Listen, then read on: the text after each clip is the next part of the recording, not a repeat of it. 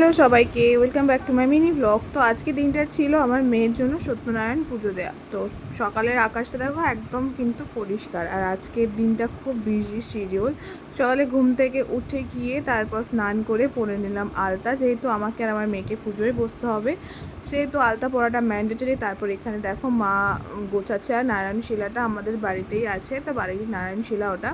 আর এদিকে আমি শাড়ি পরে রেডি হয়ে গিয়েছি একবারে। একটা যা গরম বাবারে বাবা, তাই যা একটা ছোটো খাটো শাড়ি পরে নিয়েছি। আর দেখো যার পুজো সেই এখানে গুনু করছে। তারপর এখানে পুরোহিত মশাই চলে এসছে, আর এখানে মা সব গুছিয়ে দিচ্ছে যতটুকু দরকার। এই ফল বানানো, নৈবেদ্য সাজানো, এগুলো সব মা করে দিচ্ছে। আমার শ্বশুরবাড়ির লোক তখনও আসেনি। এবার শুরু হয়ে গেছে পুজো। সবাই চলে এসেছে শ্বশুরবাড়ির থেকে। তো আমার বর যেহেতু ডিউটিতে, সেহেতু আসতে পারেনি, বর ছাড়া সবাই এসেছিলো। তো আমরা দেখো পুজোটা। ময়া বুদ্ধত শঙ্খ চক্র গদাধরা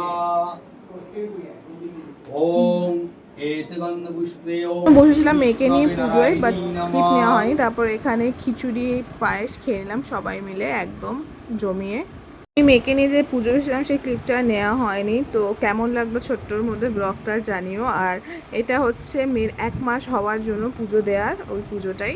তো টাটা, দেখা হবে নেক্সট ব্লগে। Bye bye.